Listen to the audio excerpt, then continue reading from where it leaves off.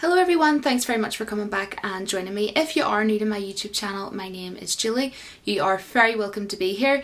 What I wanted to do in tonight's video is that with Avengers 4, Avengers EndGame just being literally right around the corner, and because I have absolutely adored and thoroughly enjoyed all the MCU movies that have been out over the years since 2008, which was of course Iron Man, I thought that I would talk tonight about who I personally would like to see defeat Thanos, and basically just talk about EndGame, you know, as well.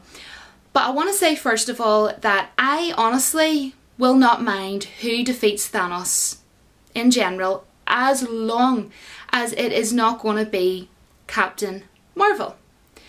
So just wanted to get that out of the way, and I am going to be reading off my pages of notes, guys, because there is so much that I want to say and I don't want to leave anything out. So grab a cup of tea, cup of coffee, or you know, whatever floats your boat, because this is going to be a bit of a long video, guys, so here we go.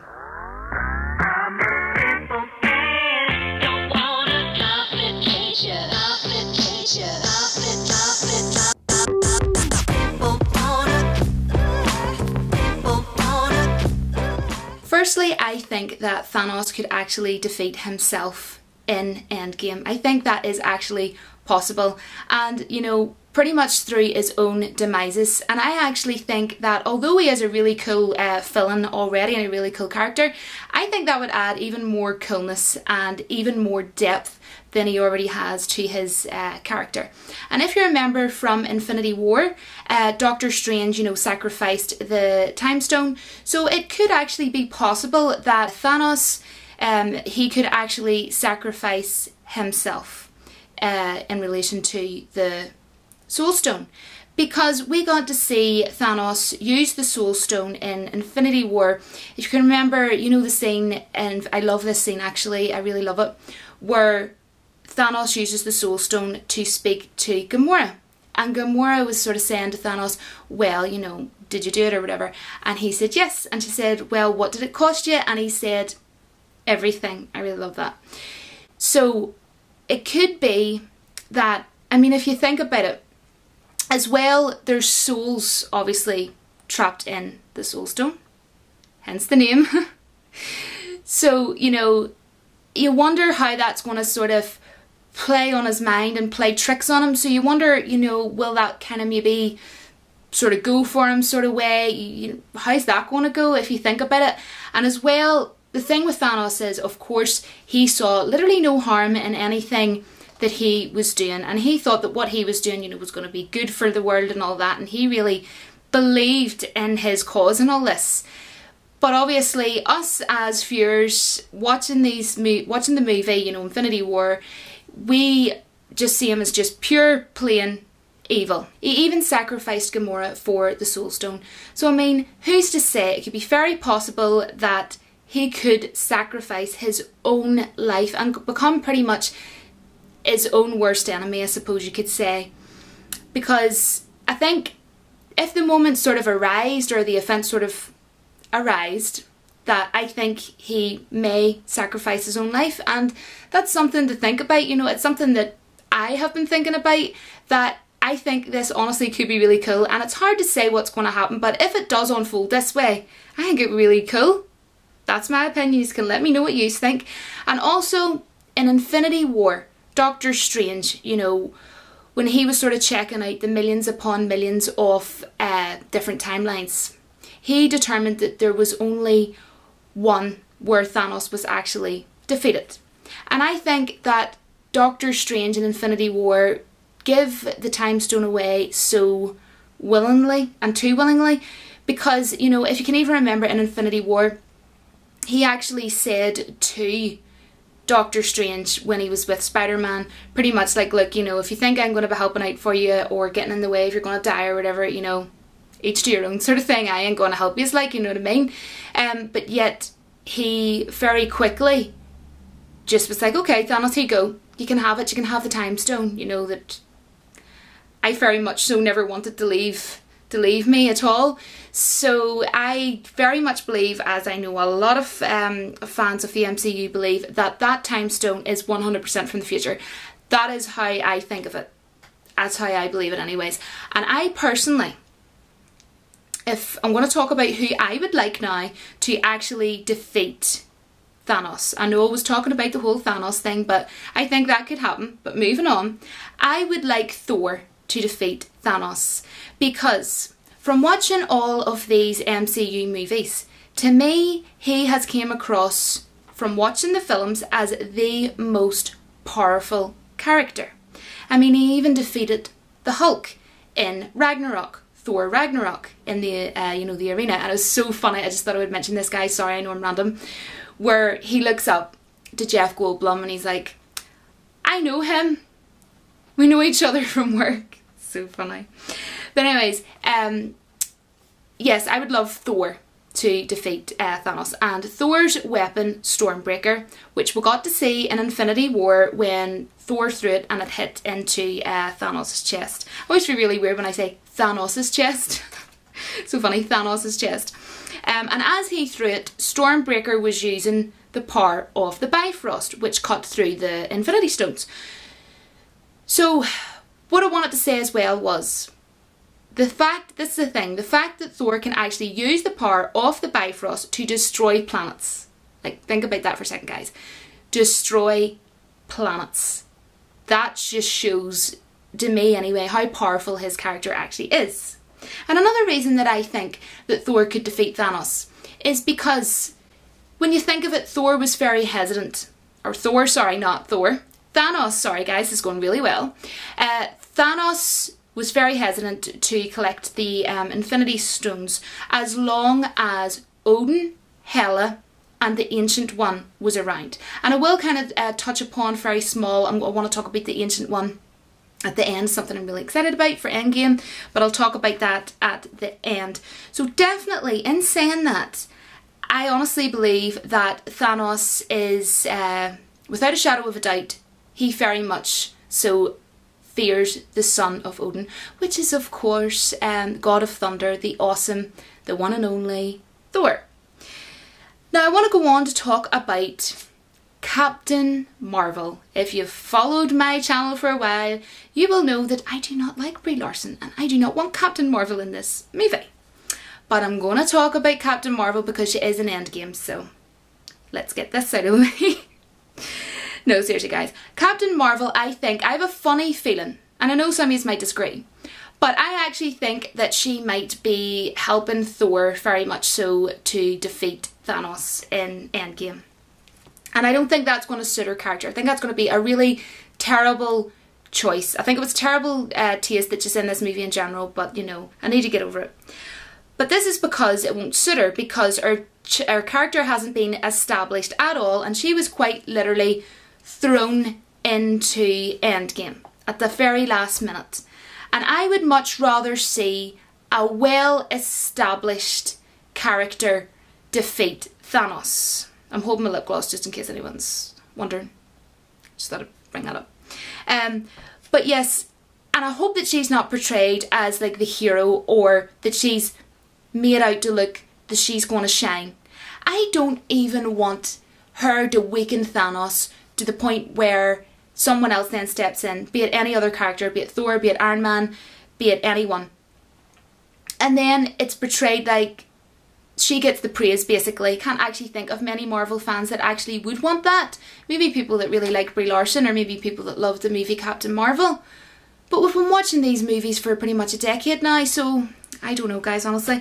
And I'm honestly not, this is what I want to really make clear, I am not just saying this because I don't like Brie Larson. Even if it was one of my favourite female actresses, like Cameron Diaz, I love her, right? I'm not saying she wouldn't suit playing as Captain Marvel, I don't think she would, but I love her, right? And I love all her movies. But if she was playing Captain Marvel, and she seems like a really nice person, I would still be sitting here saying the same thing. I'd be like, no offence Cameron Diaz, love, I love you to bits and all, but no, this ain't gonna work, you know what I mean? This just ain't gonna work.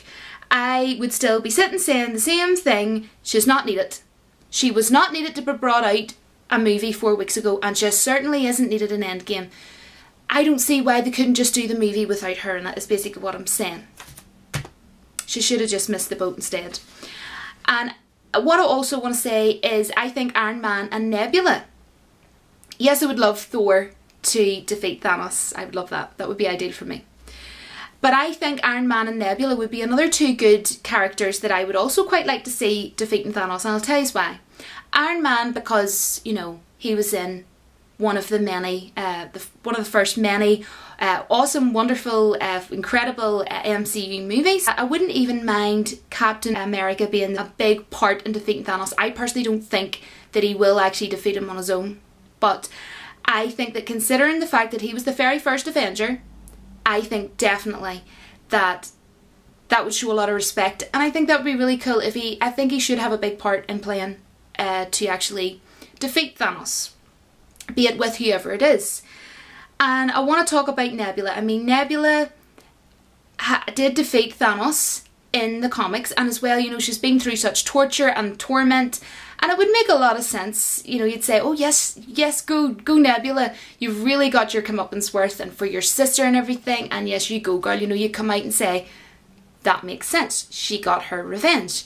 And as I say, she did beat Thanos in the comics. And I think that with talking about Captain America being the very first Avenger, some people are probably going to comment, probably, you know, people who love Captain Marvel, saying, but before the Avengers, Julie, did you not know that there was Captain Marvel? She was before the Avengers? No, to me, Captain America is the first original Avenger, and that's the way it'll always sort of be. But no, hold on a second. What I want to say, guys, is I am sorry, but that is a very hard statement for me to even hear, let alone try and even comprehend, and I will never take that. I'm sorry, guys, and the reason for that being is, if Marvel, right, if they wanted me to feel like I cared about her character, Captain Marvel, then that's their fault, because they should have introduced her way earlier. Movies back. I mean, even look at Black Panther. He didn't just bring out his movie, he didn't just bring out, Black Panther didn't just come out, basically is what I'm trying to say. He was introduced before the movie Black Panther. So we were more invested into his established character, because we've seen him beforehand. People knew before going into the cinema and seeing Black Panther, well, we know who he is, we know where he came from, we know what the crack is with him, do you know what I mean? You can let me know who you personally would really love to defeat Thanos. As I say, as long as it's not Captain Marvel, I will be happy beyond words. And what I've really been thinking about as well with EndGame coming up so close is that I wonder how the relationship with Captain Marvel is going to be. Like, how is Brie Larson going to be on screen with the rest of the cast? Because, you know, obviously we haven't seen them interacting with each other apart from, you know, short piece in the trailer. So it's hard to sort of say, and you wonder, is Captain Marvel going to trust the Avengers, and are the Avengers going to trust Captain Marvel? How's it all going to look on screen? How's it all going to unfold in this EndGame film? And something that I am so excited about, let's get to a happy note, guys. We all love happy times, we all love it. The Ancient One, who is played by the awesome Tilda Swinton. I absolutely love her, and I want to say Doctor Strange, I absolutely love that movie. It was such a beautiful, stunning movie made by Marvel, and the whole story I find so inspiring. It really is such an inspiring story. Doctor Strange, I would say, has now become my favourite character in the MCU. I absolutely love him, and behind me I actually have the Funko Pop and the mug and everything, yeah, because I actually got like a box. I actually have it on one of my YouTube videos. It's like a corpse box. It's really, really cool. It's on my channel somewhere, you'll find it. But what I wanted to say was that she is going to be in EndGame. How cool is that? So Mark Ruffalo, who plays Bruce Banner, I wanted to talk about this because it's really interesting, because he said that she was one of the loveliest people that he got the time to share to work with, but she was only there for a very short time. She wasn't even there for a whole day. And the fact that Mark Ruffalo, who plays Bruce Banner, said that he had a lovely time on set with her, I have been thinking about this, and guys, let me know what you think. But I was wondering, maybe is Tilda Swinton, who plays the Ancient One, from Doctor Strange, I wonder in her sort of like, is she going to maybe somehow help Bruce Banner to sort of control his rage? Because you remember the way in Infinity War, the way Bruce Banner and the Hulk were sort of really arguing with each other because he couldn't get the Hulk to come out. He's like, come on buddy, you know. And even Iron Man, when they were fighting and everything, he sort of came over and he was like, you know, seriously dude, like pretty much any chance sort of thing. Fancy helping out, you know, sort of way. So I thought that was really funny, those parts. But I think it could be possible that she might be sort of, may she maybe help control his rage. Now I don't know if that's going to happen because, as I say, she's only going to be there for a short time. But of course, obviously, as a lot of us know, there's going to be time travel in this film. Not exactly ruin anything, sure we all know that for many reasons. But basically, I think it could just be you know, a short scene where they go back in time and just pretty much be like, yeah, we need the time stone sort of thing.